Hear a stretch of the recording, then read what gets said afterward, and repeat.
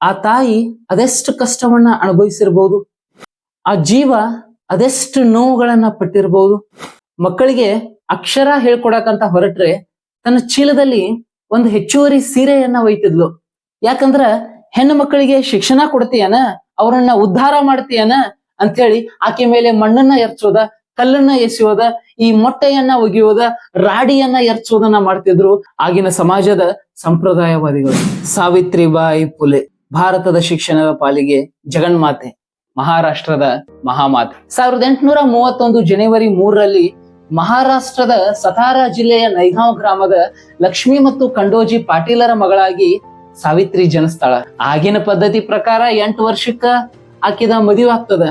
ದೈವದ ನಿಯಮರ ಎಂತದಿರ್ಬೇಕು, ಆಕಿ ಕೈ ಹಿಡ್ದವ್ರ ಜ್ಯೋತಿಬಾ ಫುಲೆ. ನಮ್ ಕಡೆ ಒಂದು ಮಾತದ, ಮನೆಯೇ ಮೊದಲ ಪಾಠಶಾಲೆ, ತಾಯಿಯೇ ಮೊದಲ ಗುರು. ಆದ್ರ ಸಾವಿತ್ರಿ ಜೀವನದಾಗ ಆಗಿದ್ದ ಬೇರೆ. ಗಂಡನ ಮನೆಯೇ ಮೊದಲ ಪಾಠಶಾಲೆ, ತನ್ನ ಪತಿಯೇ ತನ್ನ ಮೊದಲ ಗುರು. ಜ್ಯೋತಿಬಾ ಫುಲೆ ಅವರ ಸಾವಿತ್ರಿಗೆ ಮನಿ ಒಳಗ ಶಿಕ್ಷಣ ಕೊಡೋದ್ರ ಜೊತೆಗೆ ಕೆಲವೊಂದಿಷ್ಟು ನೈತಿಕ ಮೌಲ್ಯಗಳನ್ನ ಕೂಡ ಕಲಿಸ್ಕೊಡ್ತಾರ. ಹಾಗೂ ಸಮಾಜದಲ್ಲಿ ಆಗುವಂತಹ ಈ ಅನಿಷ್ಟ ಪದ್ಧತಿಗಳ ಬಗ್ಗೆ ಕೂಡ ಹೇಳ್ಕೊಡ್ತಾರ. ಜ್ಯೋತಿಬಾ ಫುಲೆ ಅವರು ಹೇಳ್ಕೊಟ್ಟಂತಹ ಅಕ್ಷರ ಜ್ಞಾನವನ್ನ ಅತ್ಯಂತ ಶ್ರದ್ಧೆಯಿಂದ ಸಾವಿತ್ರಿಬಾಯಿ ಫುಲೆ ಅವರ ಕಲಿತಾರ. ಸಮಾಜದಾಗ ಹೆಣ್ಣು ಮಗು ಅಂದ್ರ ಆಕೆಗೆ ಶಿಕ್ಷಣವನ್ನ ಕೊಡಬಾರದು, ಆಕೆ ಗಂಡಿನ ಸರಿಸಮನಾಗಿ ನಿಲ್ಲಬಾರದು ಅನ್ನುವಂತಹ ಈ ಪದ್ಧತಿಯನ್ನ ಹೋಗಲಾಡಿಸಲೇಬೇಕು, ಇದಕ್ಕೆ ಅಂತ್ಯ ಹಾಡ್ಲೇಬೇಕು ಅಂತೇಳಿ ಸಾವಿತ್ರಿಬಾಯಿ ಫುಲೆ ಮತ್ತ ಜ್ಯೋತಿಬಾ ಫುಲೆ ತೀರ್ಮಾನ ಮಾಡೇ ಬಿಟ್ಟಿರ್ತಾರ.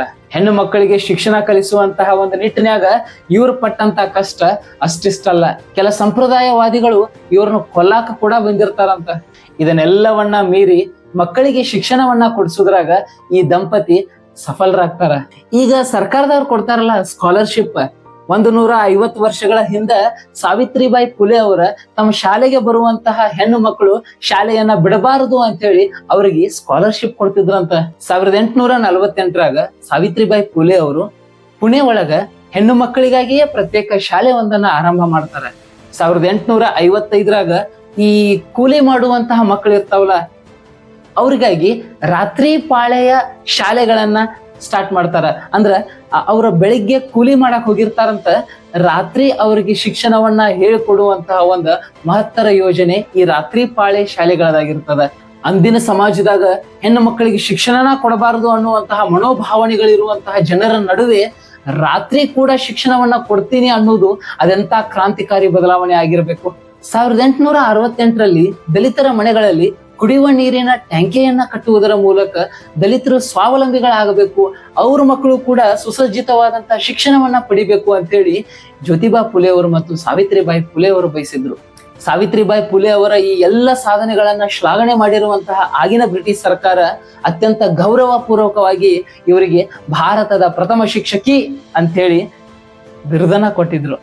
ಮಾನವ ರೂಪ ತಾಳಿದಂತಹ ಈ ಶಾರದಾ ದೇವಿಯ ಜನ್ಮ ದಿನದ ಸ್ಮರಣಾರ್ಥಕವಾಗಿ ಪ್ರತಿ ವರ್ಷ ಜನವರಿ 3ನೇ ತಾರೀಕು ನಾವು ರಾಷ್ಟ್ರೀಯ ಶಿಕ್ಷಕಿಯರ ದಿನ ಅಂತೇಳಿ ನಮ್ಮ ದೇಶದಲ್ಲಿ ಆಚರಣೆ ಮಾಡ್ತೀವಿ. ಶಿಕ್ಷಣದ ಜಗನ್ಮಾತೆ, ಅಕ್ಷರಗಳ ಮಹಾತಾಯಿ ಸಾವಿತ್ರಿಬಾಯಿ ಫುಲೆ ಅವರಿಗೆ ಅನಂತ ಕೋಟಿ ನಮನಗಳನ್ನು ಸಲ್ಲಿಸೋಣ.